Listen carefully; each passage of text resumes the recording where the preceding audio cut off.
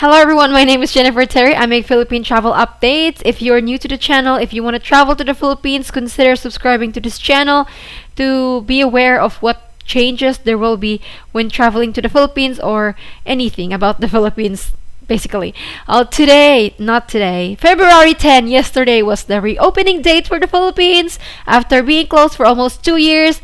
The very first wave of foreign tourists landed in the country today in different ports in Manila and in Cebu. Others already arrived in their final destinations.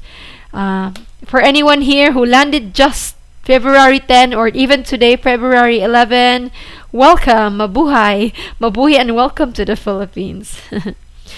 I'm sure you guys are eager to hear about the experiences of those who arrived, so I'm gonna give it to you. Let's start with Fades. He is a subscriber to our channel. He said, "Hi everyone and hello, Sis Jen, hello. Today I was one of the foreign arrival person. The process was easy. Please everyone keep sure all your document complete, especially One Health Pass and return ticket. It's simple process, guys. Just keep calm and all will pass quickly. I hope this information seems useful for anyone." Yeah. Thank you, Faze, for sharing your experience.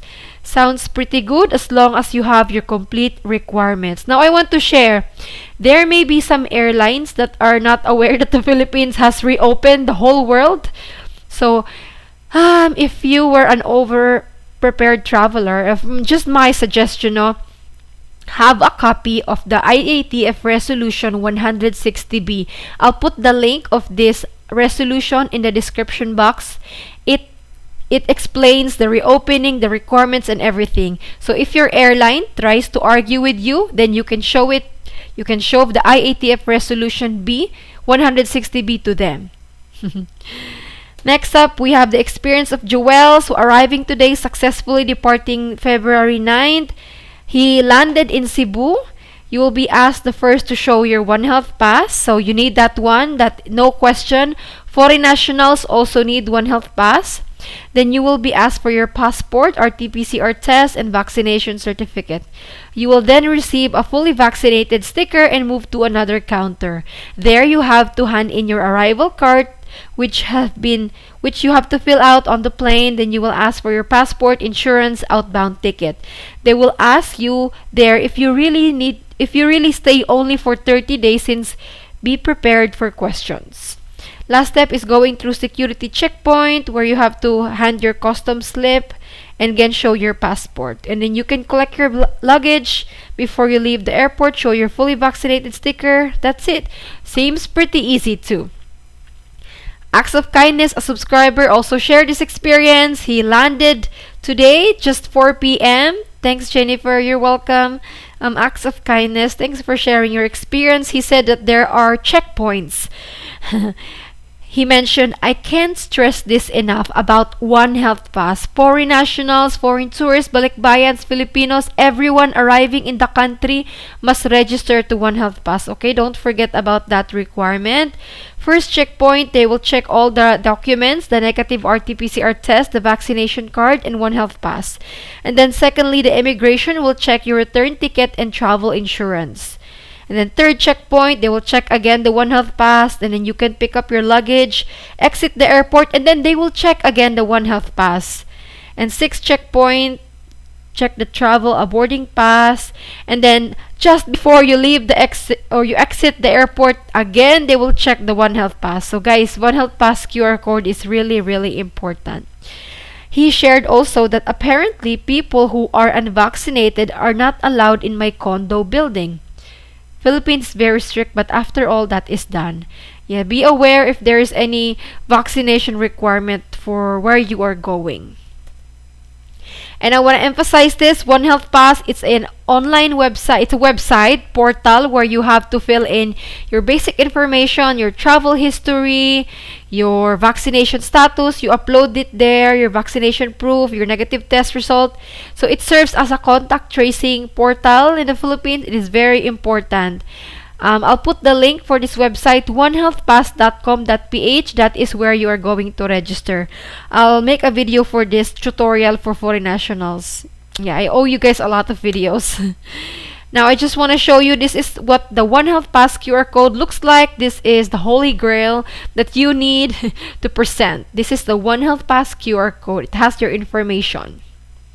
For those who will be registering to this, you can register 3 days before your arrival. And then in the form, there are questions like, for example, quarantine hotel. You can just answer it randomly or skip it. For the testing center, that is mandatorily, you need to answer it. So just pick a testing lab. No biggie. As long as you have the accepted proof of vaccination, the negative test result, you will not quarantine in the hotel. For those who arrived today or tomorrow or yesterday, please share your experience. I posted this on my Facebook page and on my community page here on YouTube. It will really help others. While, guess what? Fully vaccinated foreign nationals, some of them still ended up in quarantine hotel. Apparently, the Philippines did not relax their vaccination proof requirement. No.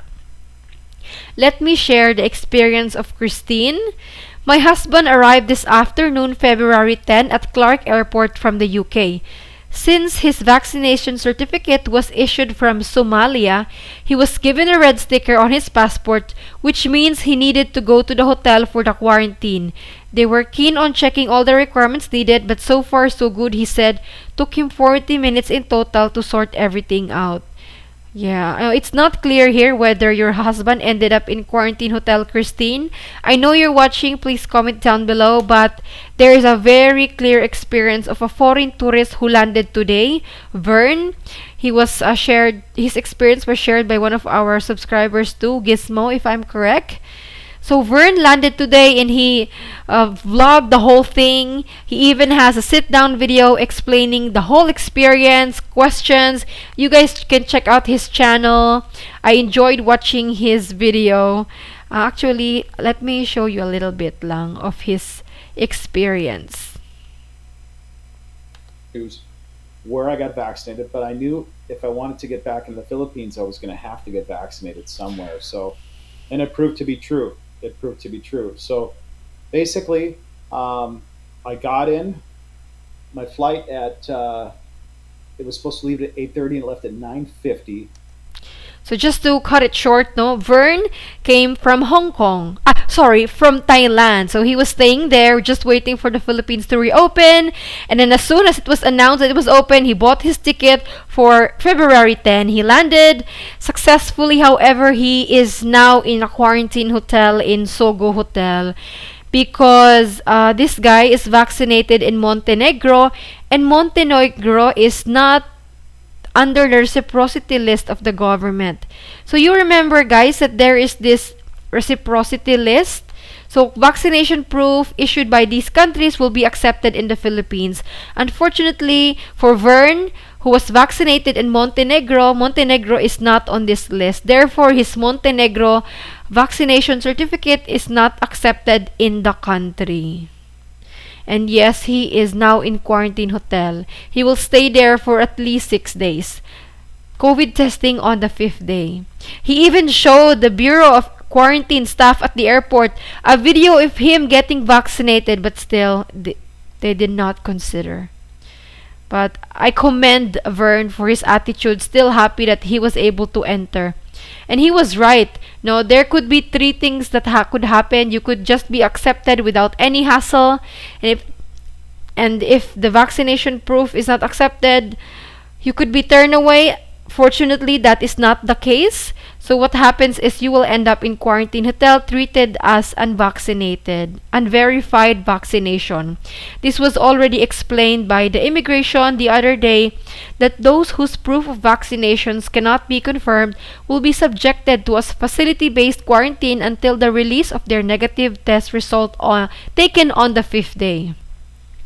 So for foreign nationals whose country is not on this list, if you don't have a yellow card and if your country is not on this list, please get a yellow card, a WHO ICV. This is what it looks like. WHO, yep. This is what it looks like, the ICV. For those in Europe, you can easily secure this from your vaccination clinics or from the doctor. From people from other countries, just check with your local hospitals. Some people even bought it and had their medical professionals sign it. Oh yeah, do whatever you can to secure this yellow card if your country is not on this reciprocity list. I'll just read it again. Armenia, Austria, Canada, France, Germany, Japan, Kuwait, Oman, Singapore, Thailand, Turkey, UK, Colombia, Iraq, Monaco, Slovenia, Qatar, Hong Kong, Israel, Timor-Leste, Australia, Belgium, Czech Republic, Georgia, India, Kazakhstan, New Zealand, Samoa, the Netherlands, UAE, US. For those vaccinated in the US, please get a vaccination proof that is issued by the government. Okay? Because whatever national or state digital certificate will be accepted as long as your country is here. Continuing, we have Italy, Tunisia, Vietnam, Bahrain, Switzerland, Brazil, and South Korea. I have foreigners from South Korea who are worried that they're not on this list. Well, guess what? Your vaccination proof will be accepted if you're vaccinated in South Korea. Okay? Any of these countries. Moving forward, just want a quick review. Yellow card, or if your country is under the reciprocity list, and Vaxcert PH, but Vaxcert PH is only available to those who are vaccinated in the Philippines. While there is this IATF Resolution 160-D,